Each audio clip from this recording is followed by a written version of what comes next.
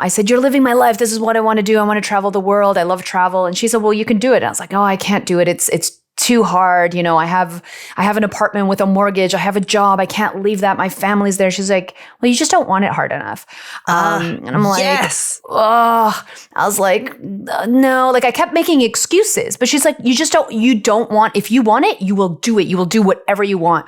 And I said, I promise you before my 30th birthday, I'm going to buy a plane ticket. I'm going to go live somewhere else. I'm going to work somewhere else. I've always kind of wanted to go to Australia at that point. I had friends out in Australia. I knew I could potentially get a job here, working holiday, all that stuff. I was like, I'm going to try, I'm going to do it. And I'm going to tell you I'm going to do it.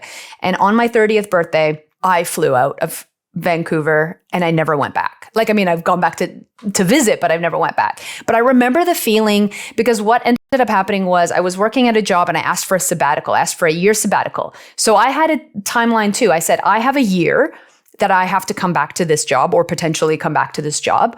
I had savings already. I was saving and investing on the side. I didn't know what for. I just knew it was a thing to do. At that time, I had like less financial literacy. You do a thing. In Canada, you have also like a KiwiSaver or a super here.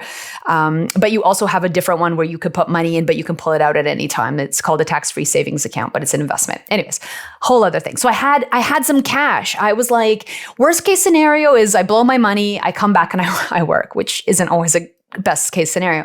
But I remember when work gave me that leave, when they said, yes, we'll give you a year off or a year to do the thing. I remember that feeling of being like, I have no excuse. I can do the thing. Here we go. Oh my God, I am doing the thing. Am I doing the thing? I think I'm doing the thing. Like I was terrified, but excited.